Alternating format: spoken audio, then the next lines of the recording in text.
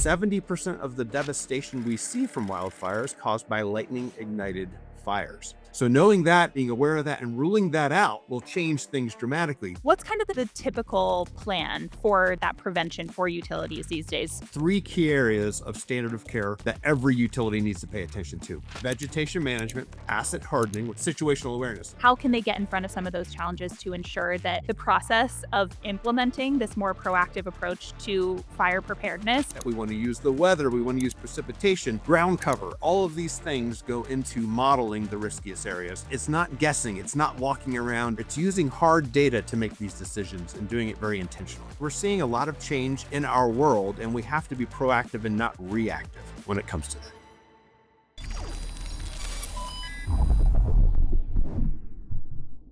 Hey everybody, and welcome once again to Power Perspectives. I'm Kinsey Grant Baker. Want to wager a guess as to how much financial damage wildfires cause these days? For the last half century, the total was a steady roughly $1 billion per year adjusted for inflation. But now, that grand total has skyrocketed to more than $10 billion per year. And that's not accounting for the detrimental impacts of fires to infrastructure, lives, homes, communities, everything that matters. We know some of the usual suspects for this sudden surge in both wildfires and the damage they can cause: aging and faulty equipment, increasingly severe weather conditions, maintenance and vegetation control failures, and increasingly complex grid. But what we might not be talking about enough: preparedness, planning ahead, early detection, things that can prevent escalation and shorten outage response. It's more than just hardening the grid for a new reality. It's ensuring we're aiming for the best, but that we're ready for the worst. The tough reality, according to a Stanford paper out last summer, though, is that many utilities across the US are not doing enough to prepare for wildfires. We've got discrepancies. Some utilities have robust mitigation programs, while others lack even basic wildfire plans or safety shutoff strategies.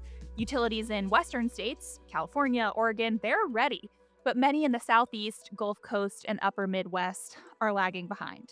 So what can those states and utilities across the country, no matter where they are, do to flip the script?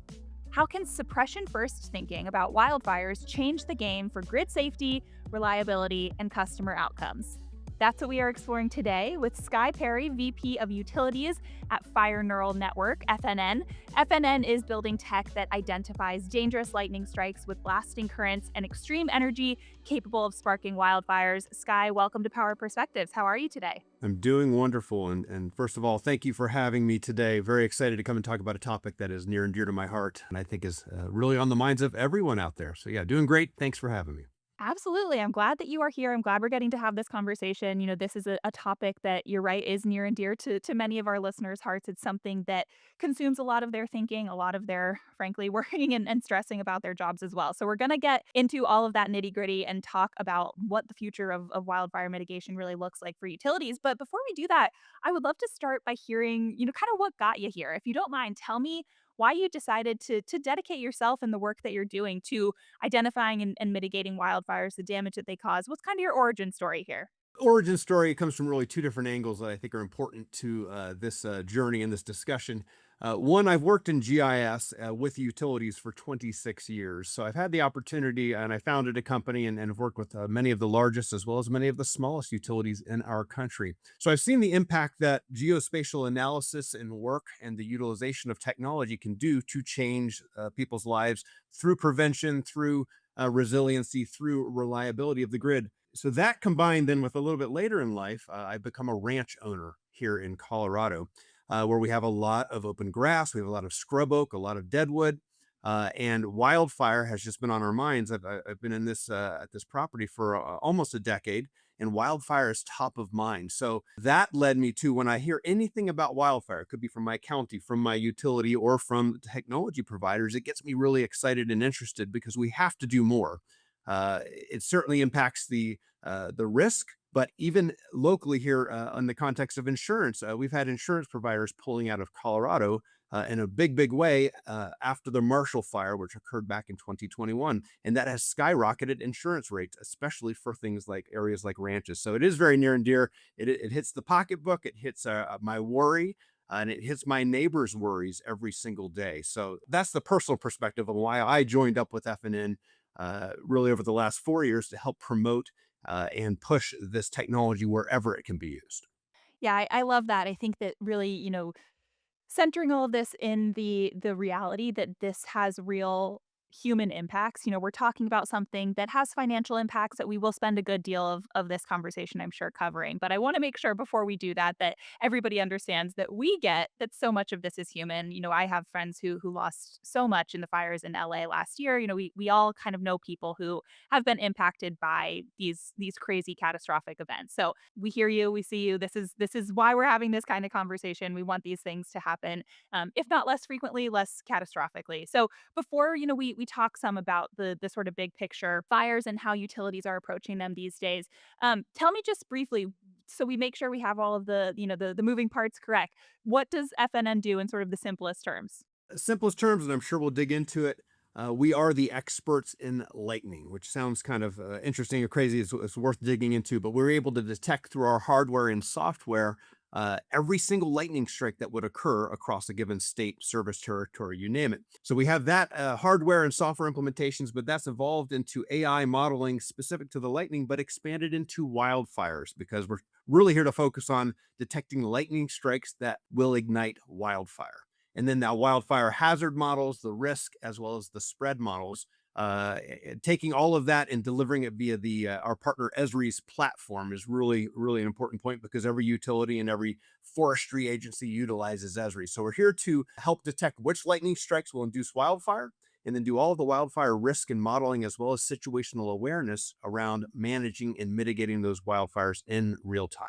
Awesome. So situational awareness, great segue here. I want to get a better understanding of the sort of situational awareness of wildfires as they pertain to utilities, electric utilities today. Get a little bit of that kind of understanding of the wildfire reality right now. Obviously and understandably, fires as a risk have really kind of taken center stage for a lot of utilities in recent years. But I would love to understand your perspective on why that's happened, why it feels like this is such an important conversation, today, right now. Well, I guess first and foremost, everyone knows that our climate is changing and we're seeing more wildfires. That is foundationally why we're seeing the response from utilities change. But it certainly goes beyond that when we're talking specifically about utilities, and it dates back to a lot of changes that we've seen in the courts over the last decade. Really, it dates back to the Camp Fire, which we all reference and know well, which was in California in 2018. And prior to that event in courts, whenever a wildfire occurred, we saw utilities typically claiming act of God. This is a legal term, and it basically means we couldn't have prevented it. It happened. It was out of our control. When the campfire happened, the courts ended up ruling that act of God was not an acceptable defense, and that was a foundational change in those rulings. And they said the utility in this case, specifically PG&E, it's a well documented story, uh, uh, did not do enough to prevent, to mitigate, to do things ahead of the fire to prevent this loss. So we had significant loss of life, loss of homes and structures, and major impact to California. But that drove back to the courts where they changed the law. Then moving forward, the act of God is not defensible, and they defined a new concept, another legal term called standard of care. And it's about having a proactive and tangible standard of care. Tangible meaning you have to actually, it can't just be a piece of paper where you're talking about how you're going to mitigate wildfires. It has to be enacted and make a difference. Proactive meaning you have to do these things ahead of the fire. So this is now it's really spreading eastward across our country. We've seen more and more fires sparked every year, and we're seeing the devastation from those fires. I mentioned the Marshall wildfire here in Colorado, which was 2021, massive fire. We see the Smokehouse Creek fire, which was just 2024. Pacific Corps had the fire in 2020. They're happening and it's moving eastward. We're seeing them in the Carolinas now, Tennessee. And it turns out really the entire country does care about wildfire risk. It's the change in the courts, though, that drove the response from utilities as far as being more proactive. And they are now mandating things like wildfire mitigation plans and other things that utilities need to do ahead of the fire to really, and it's been a game changer. And everything else flows down from there, including the technology. Yeah, yeah, and understanding how that mitigation comes to fruition, how we do accomplish proactive and tangible standards of care is something that's really interesting that I want to talk about. I think before we do that, I want to talk a little bit about the reputational risk of all of this as well. You mentioned some of these, but 2023 down power lines sparked fires in Hawaii. In 2024, a decayed utility pole fell on dry grass and sparked the largest wildfire in Texas history. You mentioned the 2018 Camp Fire. It was the deadliest and most destructive wildfire in California state history, and it was caused by a faulty hook on a PG&E transmission line. All of this is frankly not good press, Skye. So tell me what it means and how utilities are kind of digesting this, taking the steps that they can obviously to act within this new legal framework, but also to mitigate any sort of negative blowback that they might face, being that some of these wildfires are caused by utilities and by some of the mistakes that might be made in this very, very complicated and tough job of managing the power grid. You're hitting the nail on the head. Complicated is the right word because there's so many different aspects that come together that drive the worry and the mitigation of these wildfires. It is pretty bad press, and most of the ones that you're seeing are investor-owned utilities, IOUs, and it's impacting their stock price and their ability to pay dividends. And you're seeing massive repercussions throughout the market. So like many things in large business, it comes down to dollars in a lot of ways. But if we can all do a better job, and the utilities will say this as well, if they can do a better job mitigating their financial risk, they are also protecting property and saving lives. And that resonates with anyone you talk to. So the bad press is going to happen. We can't fully prevent the ignition of wildfires. And that's something I think is really important to say and to admit. We can't always do it, but what we need to do is to do everything we can to mitigate the impact, the devastation that could be caused by the wildfires. And if we do that, then that's the game changer. So we need to be aware that ignitions will occur, and utilities certainly are, and they need to be doing everything. And they're taking proactive steps around things that we can dig in as much as you want to, around things like vegetation management, asset hardening, two really key areas through the wildfire lens. And that's an area we work within to do what they can ahead of the fires, and that's things like you're talking about. If we're public power safety shutoffs are another one, right? If we're turning off the power, the lines can't spark a fire. If we're cutting back trees, a tree is not arcing across the lines and potentially causing a fire.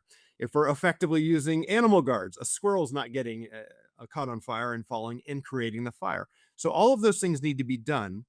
But the awareness that ignitions will still occur, and utilizing other data sources, and it turns out lightning is a really big one.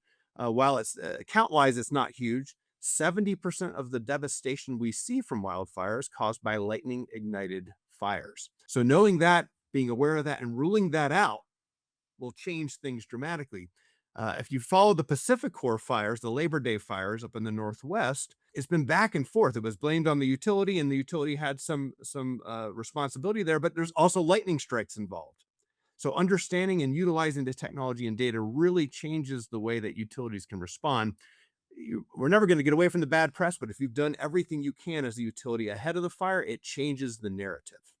Yeah, absolutely. And you mentioned some of the financial impacts as well, which I'm sure is a big driver for a lot of these utilities when they're considering what their standard of care should be.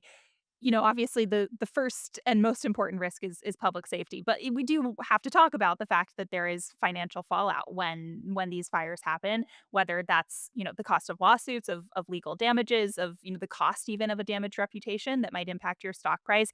How do you see utilities sort of measuring the financial impact of fires these days? Well, in the worst cases, and this is where an IOU has been blamed, a utility has been blamed for the fire. We're seeing the courts rule in favor of the victims. So these are the folks that have lost potential livelihood, that lost their homes, lost their businesses, as well as the insurance companies that are insuring said customers. So the worst case there, the civil courts are applying massive awards. Most of the utilities are not letting these rulings trial, but we've seen some of that occur as well, and it's backfiring to some extent because juries are awarding even larger settlements. So the risk there is huge. Campfire had a massive settlement, but even if we talk about these ones that are technically the smaller fires, I'll go back to the Marshall Fire here in Colorado, 1,000 homes or so, if I remember correctly. The settlement is currently stands at $690 million purely on the civil side to the victims as well as the insurance companies. So these are big, big dollars. that can be assessed there. You talk about risk to reputation and things, and with the stock, and that's absolutely true. It's all downstream. But these massive settlements are really big, and it is in addition, and you articulated this well, in addition to the repair to their own grid and their own assets, they have to deal with that as well. So our goal is to help them in the civil court by one, knowing the ignition cause of the fire, which drives everything. If the utility didn't cause it, they still care about the fire. And I want to be very clear about that. They always care, but knowing the cause of the ignition again changes the legal accountability for the fire. And the one thing we can authoritatively rule out every time is lightning. And we talk about lightning being 70% of the damage or the devastation caused by wildfires. That's a big one to rule out. Beyond that, then you're mitigating and working toward managing the fire. But it is a really important point that the dollars are big. And in the context of doing a little bit of prevention and spending a much smaller amount on prevention and defining your standard of care, utilizing technology can help prevent those massive rulings, certainly in the civil side of the courts.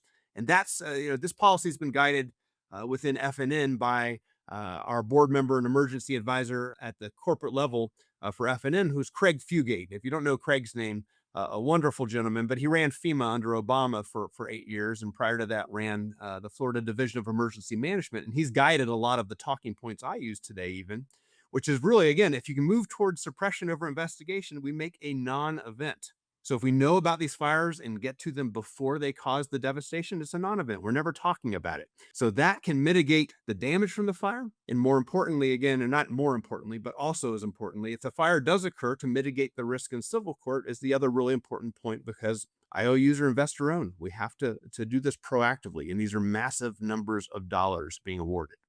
Yeah, absolutely. And so much of this is sort of the utility equivalent of taking your vitamins so that you don't get sick during cold season, right? You know, we want Yes. to engage in some preventative medicine to ensure that the worst outcome is not the most likely. To the extent that it exists, is there a norm across the utility industry for that sort of standard operating procedure, that standard of care with a focus on being proactive, being tangible? What's kind of the typical plan for that prevention for utilities these days, if one exists? It does. It's not a pure formula that works in every case because every utility is a bit different and they're located in different areas. But the likes of Craig Fugate, as well as our partner EPRI, have helped to define the three key areas of standard of care that every utility needs to pay attention to. And they are the areas I've alluded to a couple already: vegetation management, asset hardening, which are two things the utility is already doing. Veg management is the largest line item in a utility's budget on the OpEx side every single year, almost without argument from any utility. But the third one is situational awareness. So these three key spokes of the standard of care, but it's making them operational, making it tangible, which means actually having results that drive decision making. That's really what where the tangible side comes in. So those three key areas, and we can go into each one of those or one of them if you prefer.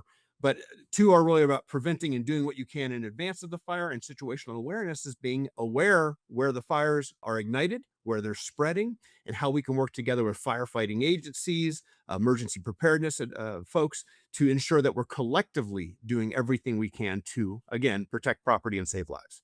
Yeah, and I love digging into all 3 of these. I think we certainly should. I'm curious to start with the vegetation management element of all of this. This is a topic that, certainly we talk about a good deal at Energy Central because vegetation management plays a role in more than just mitigating wildfires. It's an important part of running a utility, powering the grid, and as we are seeing more extreme weather across the board, not just fires, this is an important part of ensuring you're kind of ready for anything. So why does this matter so much? How are utilities really putting this into their strategies, their playbooks? Tell me a little bit more about this element of the sort of three-pronged approach you mentioned. You bet.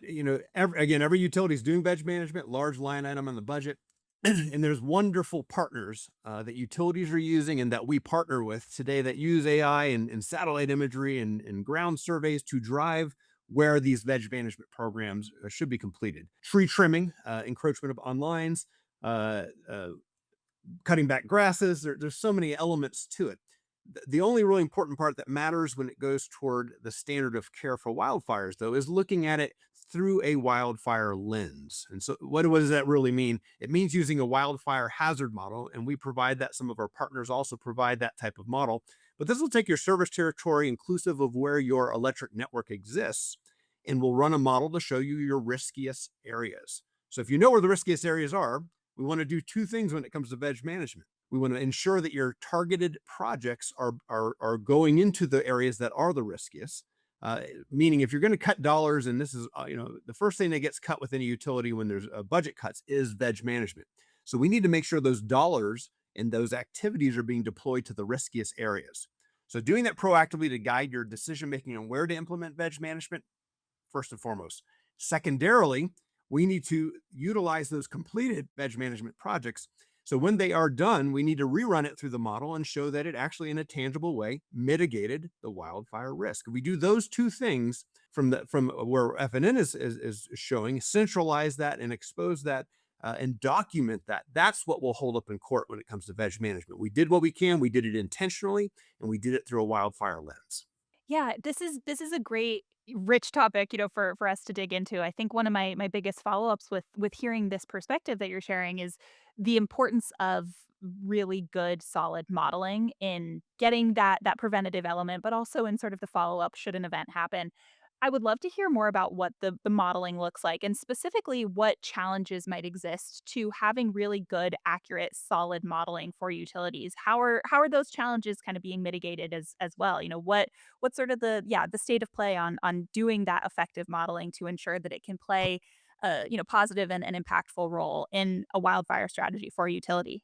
When it comes to veg management, and again, there are so many partners out there, vendors that do this. This is all they do, and we would consume their output of their data. But they would speak better than I would about it necessarily. But using satellite imagery and or ground surveys, all the way down to some companies are taking an ATV with a lidar sensor or a 360 camera to determine proactively where the vegetation is encroaching near their utility lines.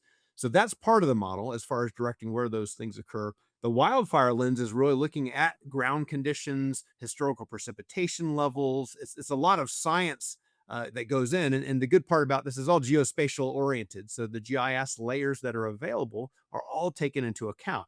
When you look at a given utility line, even things like water features, right? Road breaks, fire breaks that have been intentionally put in, all factor into a hazard model, but it is about identifying spatially, and this is really polygon based, where your riskiest areas are. So we want to use those veg management partners who give us an authoritative data set. We want to use the weather. We want to use precipitation, ground cover. All of these things go into modeling the riskiest areas. So it's not guessing. It's not walking around and oh, we think we need to work over there. It's using hard data to make these decisions and doing it very intentionally. Yeah, certainly. Another big element of prevention, I imagine, let's talk about the PSPS, which I always get the the order of those letters wrong. Public Safety Power Shutoffs. I Correct. think Yes. that the acronym. This is something that often utility customers might not be happy to hear is happening, but it could play a significant role in mitigating the kind of events that we're talking about in this conversation today. How do you see utilities successfully sort of storytelling around, hey, we got to do this. I know it's not super pleasant, but it's going to save X, Y, and Z over the long run. What does that look like when it is done effectively? It's a really interesting topic, and we've seen it change both in public perception, but the way the utilities are utilizing. This is not a new concept, to be clear. It's been around. We didn't see it being enacted a lot because of the impact to the customers, right? Losing your electricity for half a day because of high winds, and this is all about proactively shutting down power when there's high winds that could cause potential down lines that could induce wildfire. This was the cause of the campfire. That time back to again 2018. What changed the industry was down power lines in California, and it was a case where a PSPS would have been effective if power had been off. Those lines would have gone down and not sparked the fire. It would have changed the entire narrative. So I think the best utilities are utilizing those types of actual cases to influence public perception of a PSPS. They are important, but even just as important, and this is it's interesting. Excel Energy serves Colorado, and we've had a lot more public power safety shutoffs this year because they've had these incidents. They're turning off power very proactively and very consistently, which is good to protect the utility, but it is public perception's really tough around here that people don't want the power shut off and it impacts business and drives dollars on the other side. So the other really important part, and I think Excel is doing a good job of talking about this, is that they are segmenting. At the holistic level, if you turn off an entire feeder or circuit within a utility, you're shutting down a massive number of customers. To know your riskiest areas and segmenting that grid through things like asset hardening and different deployments of automated switching, we want to be able to shut down smaller areas of the grid. So I think utilities are really embracing this aspect to know, hey, we can flip these switch and de-energize a smaller area. We're impacting less customers, and every utility is talking about this. We're starting to see it to come to fruition, but we need to see more of that. But that's a really important message when it comes to public perception, because if we're doing everything we can to not shut down massive areas of a state, that is also positive. There's nothing that's going to cure the public's opinions on losing power, because it impacts everything we do in life. But the wildfire risk has proven to be worthy of doing these things proactively, and that's the key message we have to drive home. These are important because we're protecting property and saving lives. You'll never know it. That's always the trouble, right? You never know if it worked because the fire didn't occur. We always want those non-events, though, because a non-event is better than a little bit of frustration from the public. Totally. I mean, it's a big trust us, we know what we're doing kind of a moment for utilities, which I know can be, difficult for customers to fully understand. But you're right. The non-event is what we're after. Doesn't always translate to the best story for customers, but it is really an important point to drive home again and again. As we're having this conversation, I'm curious to hear a little bit more on maybe some of the bottlenecks, the slowdowns, the challenges for utilities that might need to adopt this refined new approach post 2018 with that focus on being proactive and tangible.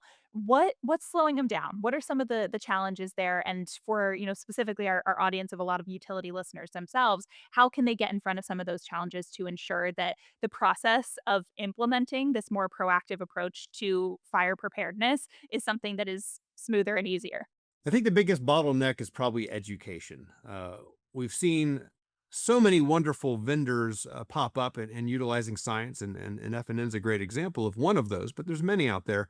Uh, so the challenge is when there's so many vendors that are working to address this issue, it can become overwhelming for utilities, and you can get almost bogged down in that education and learning about what's available. We're seeing a lot of innovation groups within utilities explicitly formed, and I think that's amazing. Innovation around utilization of new technology, and our goal at FNN is to integrate to all of the other partners out there to bring a holistic, ideally single integrated solution for wildfire mitigation. A big part of my job is just brand awareness and getting out there to ensure that utilities know that this exists. People don't know that this authoritative lightning data exists that can rule out so many wildfires and the cause of the wildfires. And some don't know that the wildfire AI models exist to help them do, again, hazard models up front or spread models on the back end. It's really an interesting case as far as bottlenecks. If you've not seen the movie, and for any of the listeners, if you haven't watched The Lost Bus, it's top 10 on Apple TV. Uh, Stars Matthew McConaughey, and it's a very dramatic presentation at the movie level of the campfire. And you're seeing a lot of the bottlenecks in there. But one of the most impactful scenes to me personally, as I watched it, was a scene where Cal Fire, who's the big fire agency throughout California, is looking at a map, a paper map, on the back of a pickup truck while screaming at the actors that are playing PG&E, the utility. And it's just because then there's almost no technology being utilized. So education on what the technology is and how to utilize it, and really bring the various vendors together to create a best of breed solution. These are really big challenges, and they have to be done very thoughtfully and intentionally, and that can slow down the process. So looking for the right vendors to help guide the strategy around how to bring the right vendors in, integrate them, and deploy a solution that actually has tangible results. That's the biggest bottleneck we're seeing right now. But I do love, on the flip side, all the innovation that's going on in the industry, because it's so important, and we need that. We need to do better when it comes to preventing and managing wildfire. Yes, I mean, it sounds kinda weird to say that it's an exciting space to be in, but, it is when we're talking about something that can be, deadly and catastrophic, but when it isn't, Isn't that wonderful? Isn't that such an incredible accomplishment, an incredible feat? When you're thinking about this future where, education has improved, the technology is really there, we're using it most importantly, there is that single integrated solution you were talking about. What does the future look like in that version for utilities managing wildfires? I mean, you mentioned before it seems impossible. It's probably not likely that we'll never have a wildfire again, but to the extent that we can, prevent them and prevent negative, fallout and that catastrophic, impact from some of these fires. What does that future look like to you? Can you offer a bit of a prediction of what it might kind of, how it might manifest in the utility space? Certainly, it's always just a prediction, but with all this new technology coming about, I think in the next 5 years, certainly in the next 10, but in the next 5 years, I think across the country, awareness is going up, education's going up, as we talked about. But I guess if I had to make a bold prediction, it'd be that every utility will have some form of active and tangible wildfire mitigation technology, but also people and processes, which are just as important within their utility within the next 5 years. Whereas today, you still meet plenty of utilities, certainly in the center of a country or eastward, that don't necessarily even have a wildfire mitigation plan because they haven't needed one historically, but they have to be aware of it. The awareness is shooting through the roof. So I think we're all going to have a much better handle on this even in 5 years' time. And we'll see best of breed solutions coming to really lead the industry. Yeah, I love that. My final kind of big question with the eye to the future. Let's say we have, somebody listening in who is a manager or decision maker at a utility today, and maybe they fall into that category of people and businesses that don't have a proper mitigation plan in place yet. What would your suggestion be for a step they could take tomorrow, next week to help get that ball rolling? That's a fantastic question. There are so many that don't have wildfire mitigation plans because they're not mandated via regulatory policy to do so. My best advice would be don't wait on your PUC, your Public Utility Commission, to come in and regulate that you have to have a wildfire mitigation plan. The smartest utilities that we're seeing today are getting way ahead of this and maybe even years ahead of it, depending on the state. Well, we've got utilities in Florida. You wouldn't think Florida, it's as far southeast as we can go here in the US. Do they care about wildfire? Well, it turns out they do. And there have been some great leaders in the industry that have taken the steps to develop a wildfire mitigation plan that has tangible and proactive utilization of technology to get ahead of the fire, to stay ahead of the storm. And these are the utilities that are taking proactive steps toward it. So if you're anywhere, if you're listening out there and you are in a state where you're not being mandated, or you think I just don't have wildfire risk, I would encourage you to research it further. Some, again, small steps and small investments now can set the stage to prevent and mitigate your financial, civil, and impact to your community, that risk down the road. So take the steps now, be proactive, think about it, because we're seeing a lot of change in our world and we have to be proactive and not reactive when it comes to that. Yeah, I love it. Very, very well put, and I appreciate you invoking Florida too. It's my home state. I flew in for the holidays, and everything looked so dry and brown and not like Florida. Turns out in a drought, They're and in a and historic drought. wildfire They risk are. Mhm. has spiked. Yeah, it's intense. You can see it, you can feel it, and I know the utilities across the country, people listening to this, and even those who are not in our audience just yet are thinking about all of this. It's not an easy problem to solve, but this is certainly a ripe topic for figuring out where we go next. So, Sky, thank you so much. All right, so final question for you here today, Sky. With all of this, challenges, opportunities in mind that we have talked about today, tell me a little bit more about what comes next for FNN. What are you excited by? What are you feeling optimistic about? What are some of the challenges that you're really trying to solve right now? Tell me about what the next year, 5 year, 10 years looks like for FNN. As I've gotten in, and again, my role has been to really expand FNN into utilities, which is an addition to our state, local government forestry efforts. When it comes to utilities, it's a great fit. A lot of it is education and brand awareness about what we do. The wildfire space, when it comes to vendors, in a good way, is very congested, meaning there's a lot of people focusing on wildfire. So we want to continue to look to where we add the value through our AI modeling around wildfire hazard and spread models. And we want to continue to integrate to every other great company out there. We're doing great integrations with the likes of the camera systems, the veg management systems, all of those. We can utilize that data into this single solution. But the special, aspect of FNN that I think really defines why we're here to stay and play is that we have this unique lightning data. We call it HRL, or high risk lightning data, which can change the game when it comes to knowing about these fires. I mentioned earlier the 70% of wildfire devastation caused by lightning ignitions. Why is that number so big? It's big because a lot of times these lightning strikes occur in remote areas and we don't know about them. We don't want to wait until there's smoke to have to go fight these fires. Our system is deployed, the hardware and the AI side of it, across a given service territory, and we're able to detect every lightning strike, but then to downgrade that to exactly the strikes that would potentially cause fire. So we can now go and inspect, and again, the goal being moved from investigation to suppression. If we can put that fire out when it's just, a lightning strike may smolder for days, even a week before it ignites into smoke. So if we're looking to smoke in a lot of these cases, we're waiting too long.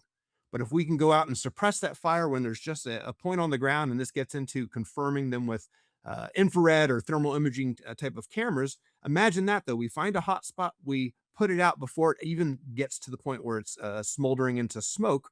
We have changed the game when it comes to wildfire mitigation, and that's due to ruling out lightning. And that's a massive cause, again, 70% of wildfire devastation. So if we're able to do that, and that is what we do today, we're doing it all across the state of Florida. We're deployed into Montana, Idaho, California, Utah, and we're moving into Georgia and Texas this year with these detection systems as well as the AI models around the lightning and the wildfire. It is a game changer. So I think we're going to see much larger adoption, much better partnership with the other wildfire vendors, and again, all toward bringing a single holistic solution to mitigate wildfire risk, which is again great for the dollars and the investments of the utility. But at the end of the day, if we're protecting property and saving lives, that matters to every single person you'll ever talk to for obvious reasons. Yeah, absolutely. Well, Skye, it sounds like you've got some, really e- exciting, interesting, sciency, technologically savvy and really, really cool work going on at FNN. I was happy to hear more about it and hear about what that future looks like. A future where potentially 70% of wildfires don't happen is one that I think we can all get behind. So I appreciate you taking the time to join us here on Power Perspectives today. As we finish out our conversation, I would love to get into what we have called the lightning round, which we might need to rename it for this conversation specifically. But this is our sort of rapid fire section to close out the conversation, learn a little bit more about you. So if you don't mind keeping your answers to just a couple words or a sentence or two, and we will have some fun. You ready? Ready. Awesome. Great. So, number one, can you make a bold prediction about the future of the energy sector? The bold prediction would just be within the next, call it 5, 10 years, that every utility will know about these lightning ignitions and have them ruled out from the cause of ignition for their wildfires. Okay. Second question for you. Do you have a recommendation for a great read or a great listen for our readers to check out to maybe stay informed or get up to date on something super interesting? I do, and I'm gonna self plug just a little bit. One of the things I brought to FNN a number of months ago was the creation of the Fountain blog, and this is all about explaining wildfire risk, lightning ignition, the science behind it, so many important things. So if you want to learn more, go to our website, which is fireneuralnetwork.com, and sign up for this blog post. I've learned a tremendous amount about the science, and it's really interesting and drives decision making around these topics. All right. I dig it. Yeah, we'll toss a link in the description for this episode. And my final question for you, what is some of the best career advice that you have ever received that you would share with the rest of our listeners? It's a very, very simple answer. As an entrepreneur, and the company I founded 23 years ago is now over 330 employees worldwide. The best advice I got through that journey was to never give up. And that applies to the entrepreneurial journey for sure. But in this context of fighting wildfires, we across the vendor and the utility and really the world, as we address wildfires, we cannot give up. We've got to keep working. There is better use, and together we can make a big difference. I love it. I absolutely love finishing our conversation with the very simple and effective never give up. So Skye, thank you so much for coming on Power Perspectives and for joining us today. I learned so much, such an interesting and rich topic. I really appreciate you bringing the insights and all of the wonderful future oriented ideas about what this looks like for utilities moving forward. Thank you so much for being here. Thank you. It's absolutely been my pleasure, Kenzie. Thank you for the great questions and the great dialogue today. Of course. And thank you, as always, to all of our listeners for tuning in. We will toss some more information about Skye's work in the description of this episode. So definitely go check that out. And thank you again. We will see you next time on Power Perspectives.